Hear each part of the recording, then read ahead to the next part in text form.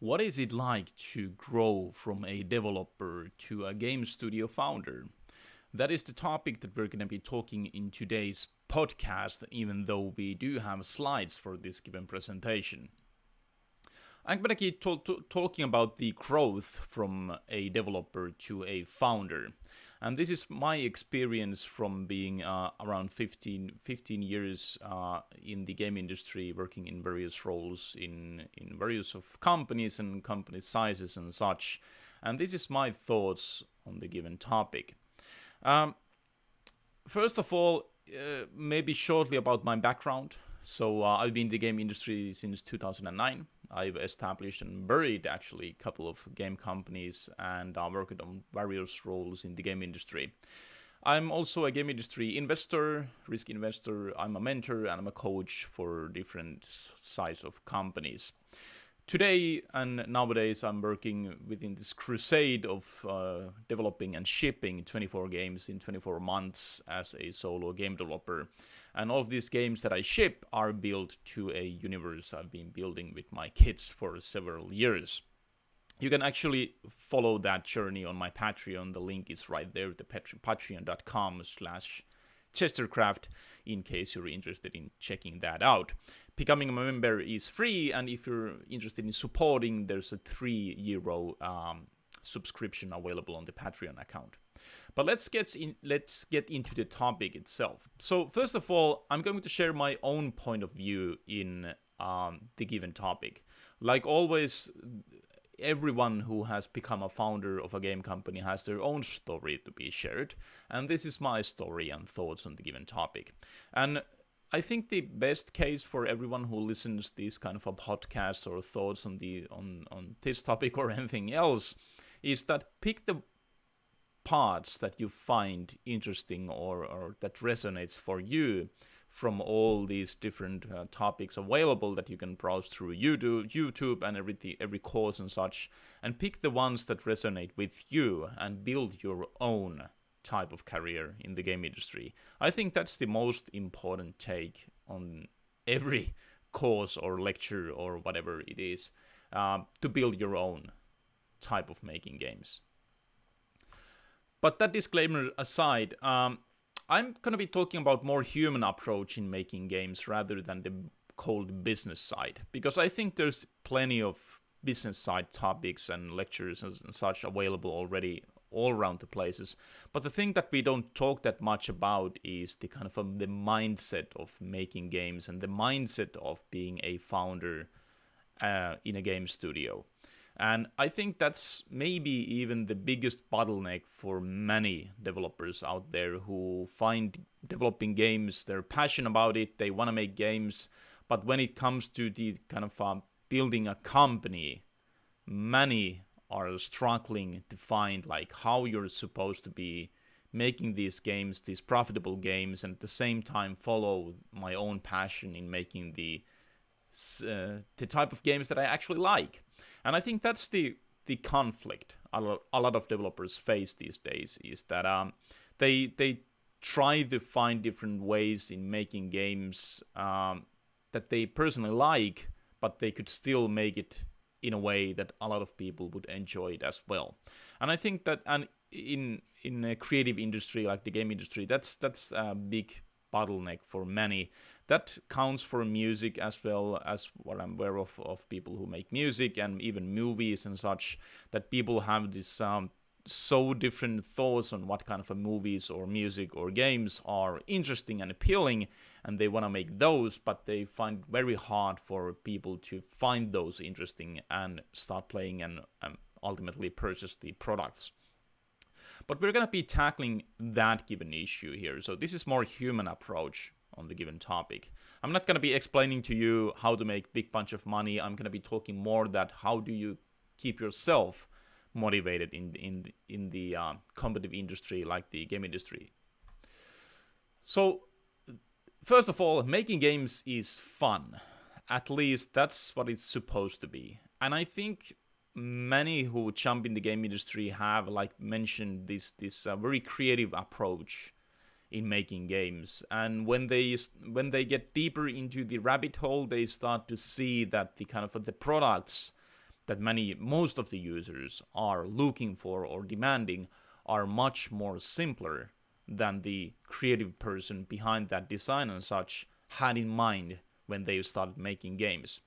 And I think that's a big thing for many. Well, some of us are very lucky that they already find the kind of the passion matching with players and their interests. But I think that for many, the problem is that they would like to make very different kind of games, but it's very hard to find an audience for this.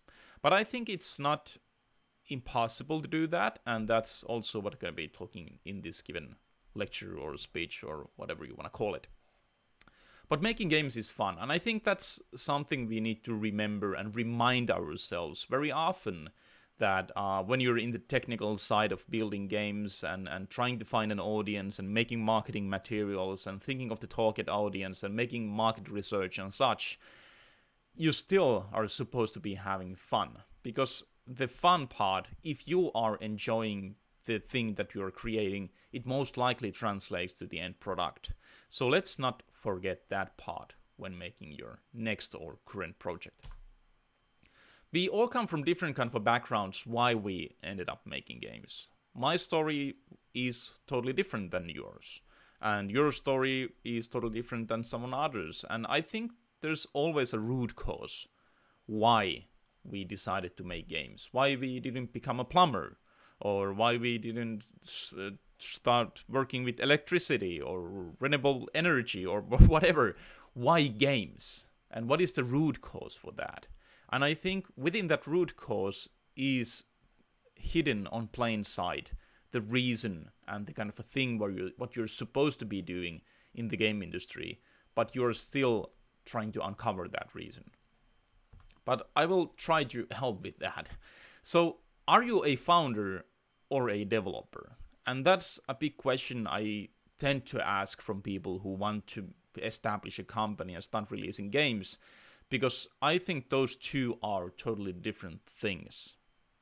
You can be a very good developer in making games, but you are not maybe that good in becoming or being a founder of a game studio. I'm personally a solo game developer myself, so I don't obviously have a team around me. I do have freelancers who I work with, but in the end it's just me making games. So my founder experience is totally different than the ones who are actually been running a company that has employees a lot. It's a totally different story. But I've been there, so it's not totally unfamiliar for me. I've been there for years running a company that has employees as well, so I do have experience from that as well. But I think it's a very different thing to just make games, but also to think about the business side of things, because you're supposed to be ultimately pay your own salary at least, and hopefully for the rest of the team as well. So I think that's the aim. And when that's the aim, I think it's good to separate the two things, is that being a founder is totally different than just making games. So why? So are you building a game or a business? And I think there's a big difference in that, because if you are just building a game, you are most likely very passionate on that given single game that you are currently building, and you would like that game to be as best as possible, and you're putting basically all of your eggs in the same basket when focusing on that one single game to get that complete and get as many players as possible. But let's talk about the business for a moment, because I think those games that you make, if you ask me, those are the short-term victories. And what I mean with short-term victory is that you were actually able to make a game, you were able to ship it. And that's what you're supposed to be doing as a game developer or a founder. You're supposed to be shipping games. But still, that is not the end resolution of everything, that when you press the release button, you have done your part. And that's the big difference in being a developer and a founder, is that you know the difference in that. By pressing that publish button, you have done the short-term victory, but you're still lacking that long-term goal. So what is that long-term goal? It is not that single game, if you ask me. So your passion shouldn't be only about building that game or games. I think it's not only limited into the development side, but you should find that passion from the business side as well. And what I mean with that is that the business side is obviously the one that pays you the salary. And if you're able to find different methods and practices in building something that you're super passionate about, that also has the mindset behind it, that why would someone be interested in buying that, and why would someone find value from it? And if you're able to find that combination of building products that also has the value proposition available, you are most likely building a business. But if you're just building a game, I think that's nowadays not just enough. You need to find more. Because in today's super competitive markets, it's more than valuable than ever to do that. Because the discoverability of games, as an example, is very hard these days. If you are, as an example, indie game developer, it's very hard to get your game out and find users for that. It's already a big burden to do that, and also if you're focusing into that one single game, it may not be enough if you just focus into that 100% and get the game out, and it doesn't sell good, so what happens next? But ultimately, if it does sell good, what happens after that? What you're supposed to be doing when you make a successful game, as an example. And believe it or not, but that's a big struggle point for many developers out there, that they're actually able to ship that successful game, but then they're very confused at what we're supposed to be doing next. Like the barrier is now high, what we're supposed to be doing here, and they start to struggle what to do with the successful game and such. And it ends up the company burning money to a lot of things that they're not supposed to be doing, just because they don't even have an idea what is the goal. So the discoverability has increased, or the hard mode of that has been increased since the past years. As you can see from the chart, I started on the year 2009, where on Steam there was 380 games released on that given year. And last year, 2024, there were a little less than 20,000 games released. So I think that chart already explains itself, like there's so many games available on different genres, and so many games that the players are already like very nitpicky in what they get interested in, because there's always a new game available. So why would your game be so interesting? And I think, like, if you're building a long-term goal for your business or your indie game development company or such, you're not supposed to be looking at that one single release, but on the years to come, what you're supposed to be doing, that you are going towards that goal. Even though your games won't be successful, you still have a goal that you're chasing. So building a good game is no longer enough. And I think there's so many things that prove that even though if you would make a super awesome game, it will still be in many ways a lottery ticket that won't promise you anything. There's so many good games on Steam that were never discovered. And there are so many games that hit the quality standards of that given genre, but the team or the founder or the indie game developer, or what you want to name it, didn't or was not able to translate that good game for the audience. And that happens very often these days. And that's obviously because you only have that one time slot when releasing a game on Steam, that if you fail the launch and the coming month or such of the launch, or basically the marketing before that, you may lose that very good opportunity just because you lost track that how do you get that game out. So there's so many examples already on Steam that didn't do that and wasn't able to get that the game discovered. So we should focus more in the rest of the areas in making games than just making a good game. Because unfortunately, like it or not, that is just not enough these days. So we should focus more in the building business which has a long roadmap of taking steps towards a business we're passionate about. And as you can see from the screen, I've been doing that for many years now. Building this secret universe of mine with my kids, writing stories. We have t-shirts, plush toys, VR games, card games, those physical card games.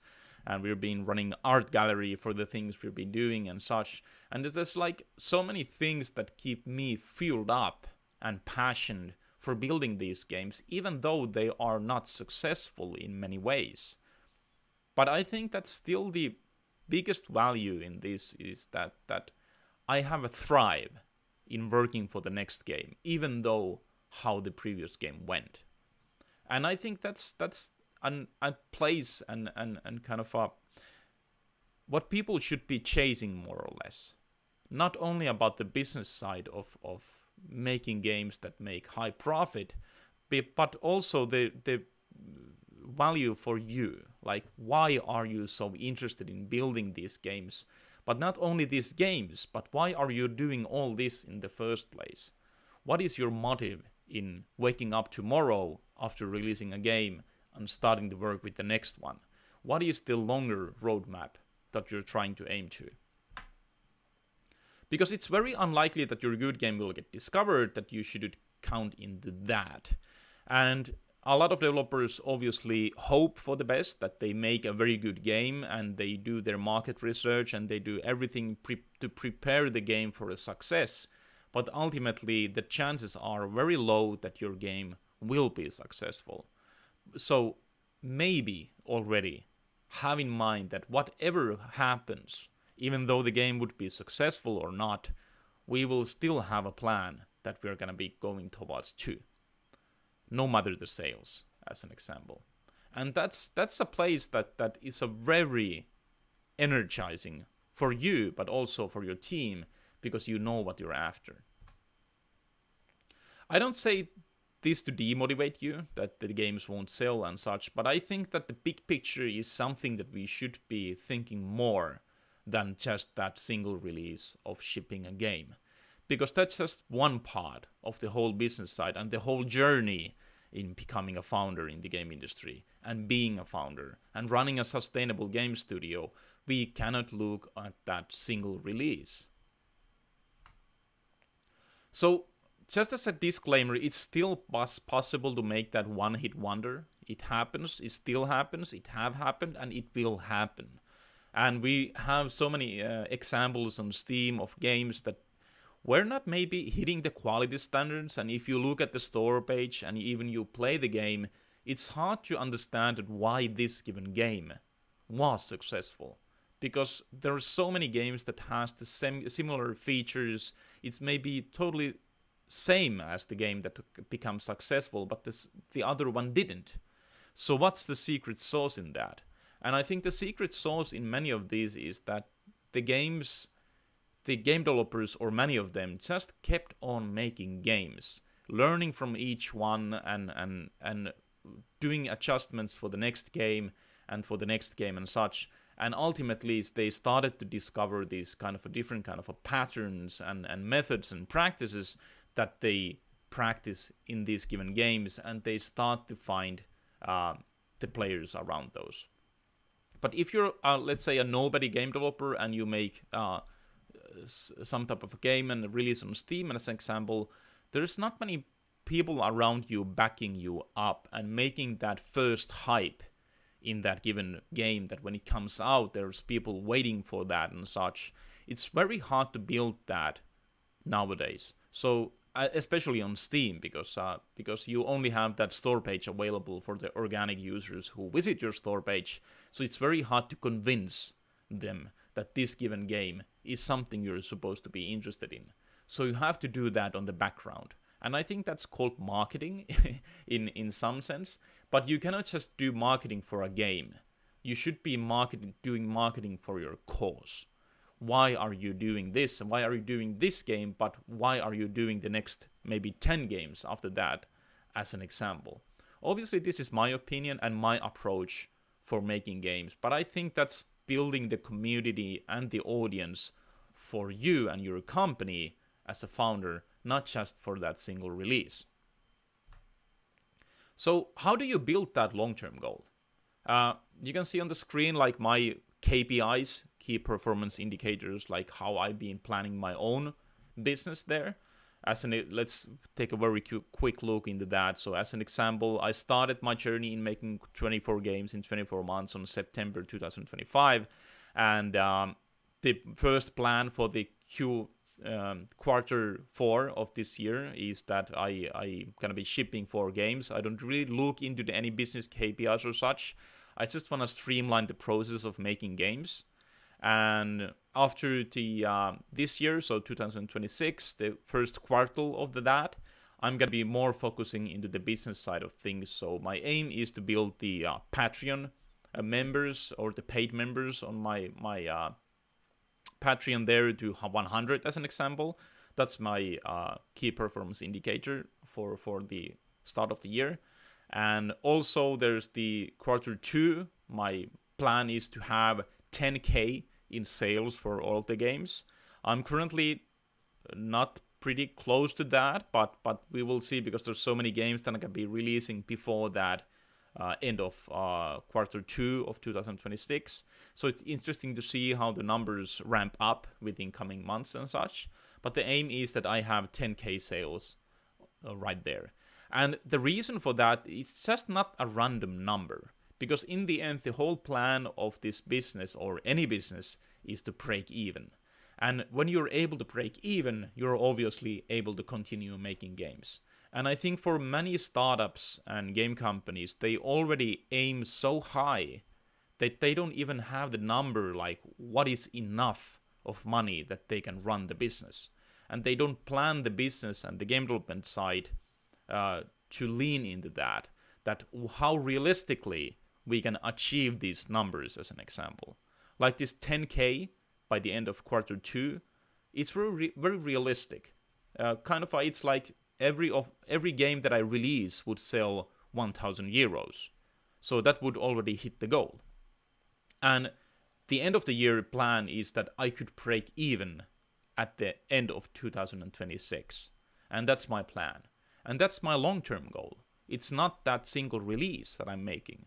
My long-term goal is that I'm able to break even at the end of 2026. So what is your goal? What you're trying to do from the business side, and what are your KPIs, as an example? How do you break even realistically? So it all starts identifying an idea that you're actually inspired and even passionate about. And that should be the fuel and the reason why you wake up every morning, and you're passionate about working those games, or that single game, or whatever is your thing. But it's maybe not that single game, but the plan, like what is your, let's say after a year, what you're trying to achieve. Why are you doing this one short-term action? How does it benefit for that long-term goal? And I think that's the crucial part of becoming a founder, that you're looking like to the future in many ways, that why we do this single thing, how does it benefit us for the long-term goal that we have here. So the passion should be the business itself, like the thing that you do. And just to remind that the business doesn't mean the money side only. Obviously the money side is something that is mandatory, because we have to pay our bills and such. So obviously it needs to be a big part of that, the reason why you do that, to be able to pay those bills. But still, I think the business side is something that you think that if we do this, and if we're able to manage this and make this in the reality, it may offer something valuable for people. And we have a very strong mindset in believing that this will offer value for people if you're able to achieve this given goal. And for me, as an example, those shipping 24 games in 24 months is something that I think, and I'm very passionate about, is that I'm able to gather data and share that to other developers on my way, which I think will be very valuable for people to see how different kind of a genre of games perform on Steam, how do those sell, what people think about those, what kind of a feedback do they get and such. So I think that is so valuable in many ways, that if you have 24 games, one game shipped each month, you have so much of data that I can personally learn from a lot, but also the developers who browse my content and such hopefully find a lot of value from that as well. So that's one of the biggest reasons why I do this, but it's still the business side at the same time. So each of your game releases or other short-term actions, like those short-term actions can be something like maybe a social media post, or maybe that game release, or maybe attending a conference, or whatever it is, should be part of that, your ultimate goal, what you're trying to achieve. And if you have that ultimate goal of yours, you're able to plan every of those short-term actions to boost and build more awareness to that long-term goal of yours, not that just single game. And I think that's the biggest thing that you should maybe take from this or this given lecture is that every action you take should go towards that long-term goal of yours. But each of your short-term action is supposed to be collecting some kind of a data, be it social media post or I don't know, maybe even a conference attendance or whatever, but especially those game releases, those collect the data. So where do we need that data? Ask yourself. We like to go collect data, we like to talk about data, but how do you actually use that data on your daily practices and your daily things that you do, that it would actually affect your actions for the next month or week or maybe year, depending on your situation. But where do we need that data? By doing this, that we're looking into the long-term goal and doing the short-term actions each day to go towards that long-term goal of ours, is that it allows the users, which are maybe the players who play your games or is interested in your cause or whatever it is that they start to ramp up. More and more people are finding you, and they are the people who share the same mindset than you. If you're building your own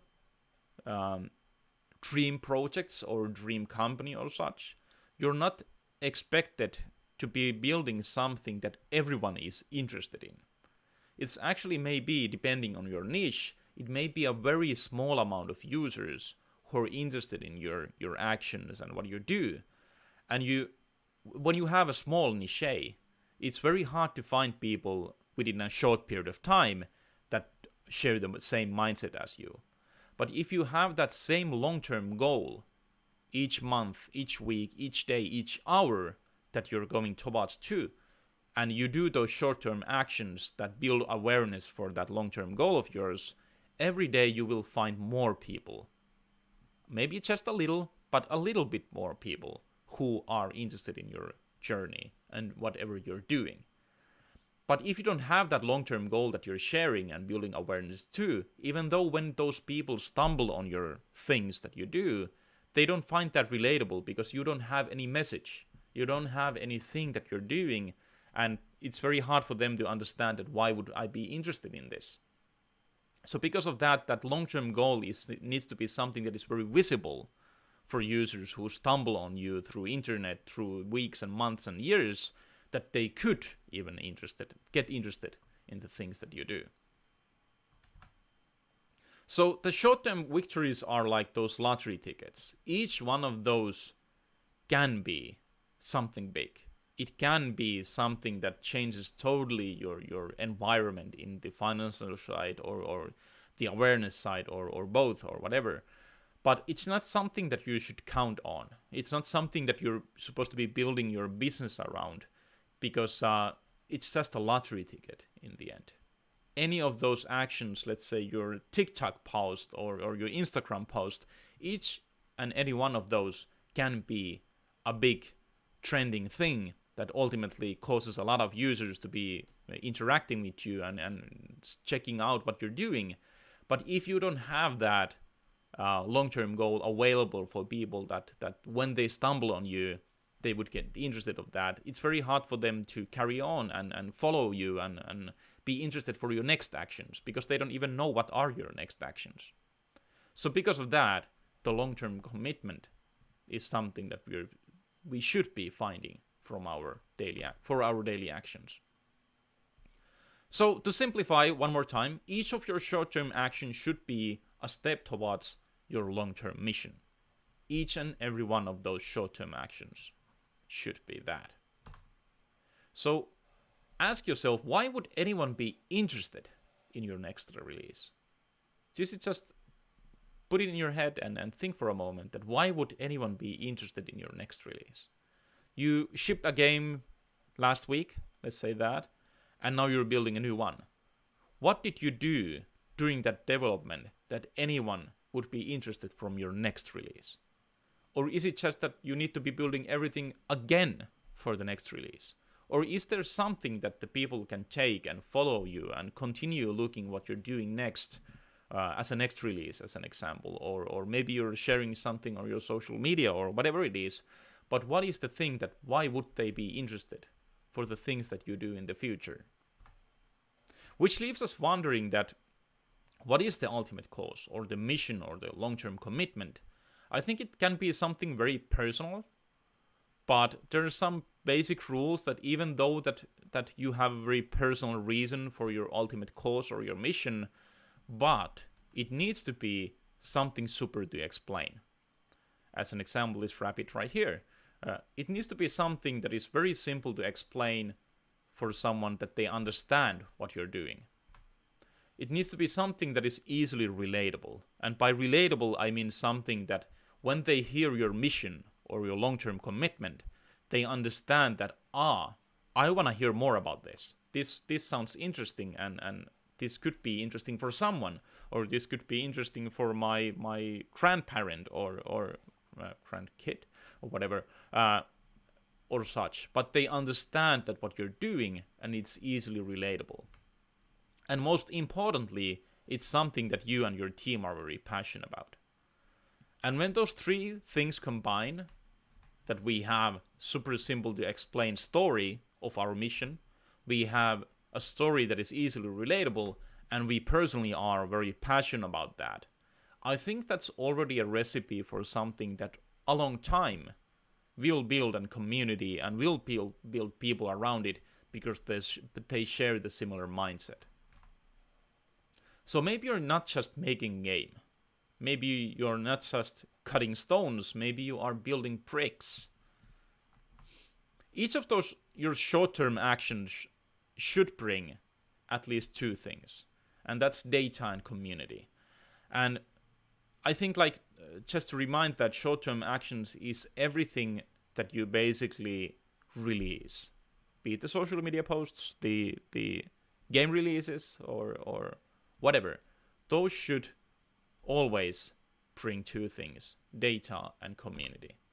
Data is there to direct your work while you are on this journey. When you do the things and you collect data, you start to understand what are the best practices and best methods to communicate this thing of ours for the users.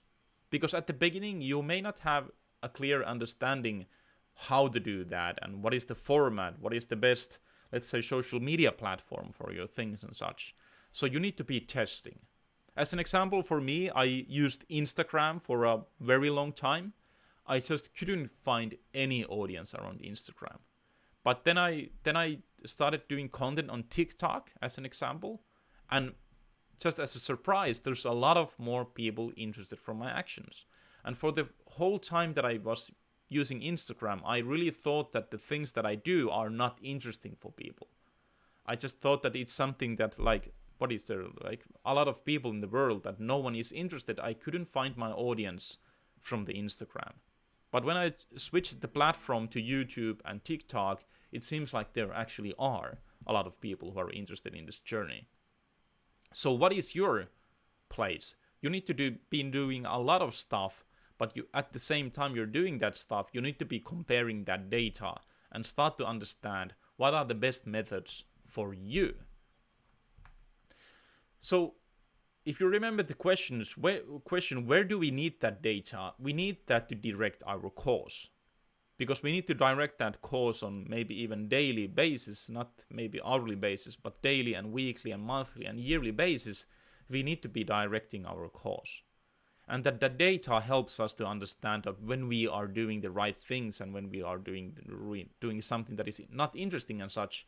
So it's actually a tool that helps you and enables you to do the things that are the right choices rather than just your own opinion in doing things. Obviously, you can still keep your own opinion in doing things, but only as an example, the format, like maybe the graphical style of things, or maybe the, like mentioned, the social media platform that suits best for you as an example. You can prove those through data by testing different things. So the community is something that should make each of your short-term actions bring more long-term awareness. So every person that gets interested in your things that you do, they have some people around them who they like to share stories, like what they've been watching or listening, or something interesting they've seen on the internet or such. So each of the persons who want or are interested in your actions, they're most likely interested in sharing that on their own platforms, as an example. And you need to be true with that. Like, people are not interested in sharing just advertisement of things. They want to share things that bring value. And if they feel that they are getting value from the things that you do, they're most likely interested in sharing that as well. So why would anyone be interested in your next release? And that's the community is the answer for that. So your community is something that keeps on following you, and they want to see how this ultimate cause or the mission you're doing is going, and are you able to pull it through, and they want to help you with that. But yet again, if there's no value for them, no one is interested. They're not interested in seeing what you do next, because it's just advertisement. But it's no longer advertisement if you are bringing value. So if you're able to build an environment like this, you're able to tackle the most important aspect of becoming a founder. You're able to commit and put in the effort.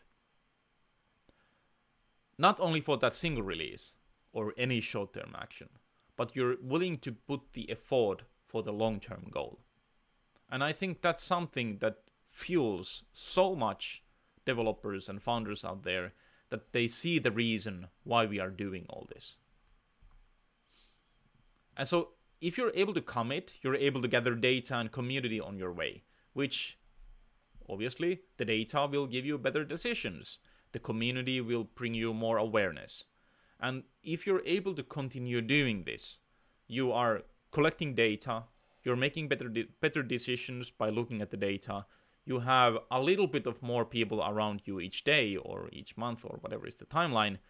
It's something that is basically a recipe for something that will, on time, become something interesting, if you just keep on doing that. So if you're slowly building more awareness each of your decisions, and each of your decisions becomes more directed, it boils down to the final challenge of the thing, and that's the time. Obviously, when things start to take time, there's a lot of things like happening. As an example, it can be financial challenges, it can be health-related challenges, or whatever, and that time is something that obviously kills a lot of founders and game studios out there, because they're not able to go it through before the time runs out, so-called. But if you have enough passion and clear enough long-term goal to stay committed, you're more likely to put in the effort, as mentioned. And by combining that effort with time, the luck will eventually find you. And I think luck is precisely what we need in today's competitive markets. We just need to be able to going from release to release and learn from each of those releases and continue building that we're personally very passionate about, and trust that there will be people around you more and more. And at some point, you will find that sweet spot of shipping at that specific game that finds its audience or whatever is the thing. So we shouldn't still see luck as something just comes randomly. Because all of this I just mentioned, I think luck is something that is the cause of a lot of short-term actions that were directed by the long-term goal. I think that's how we should see luck. Not just as something that you just throw a coin and you got the tails from or the heads from that, as an example. It's just something that comes through time. At some point it just clicks if you continue going forward. So if the biggest challenge is time, and when things take time, like mentioned, the problems and challenges start to occur. Those can be team-related challenges like accidents, financial challenges, and such. So it's good to keep in mind that obviously it won't be easy. There will be a lot of challenges that you need to be able to face, and that's just the business side, and that's the part of being a founder that you are interested in, and you're passionate in resolving these challenges to continue going towards that long-term goal of yours. Because if your platform is steady, and if you're committed and your vision is clear, it's much more easier to tackle these challenges because you know where you are heading. And if you ask me, that differentiates the game developer from a founder is to know where you're heading. So if you're aiming to becoming a founder in the game industry, I think the most crucial thing is that you need to know where you're heading. Because that's the secret sauce of things, is just plain understanding of the reasons why we wake up tomorrow, why we do this tomorrow, why we do this next month or next year, and why this specific action that we're doing right now benefits us for the long-term goal. Now you're a founder with a clearer vision what you're trying to achieve, you're more likely to worry less and focus more. And when in doubt, you're able to return to those roots and remember why you started in the first place.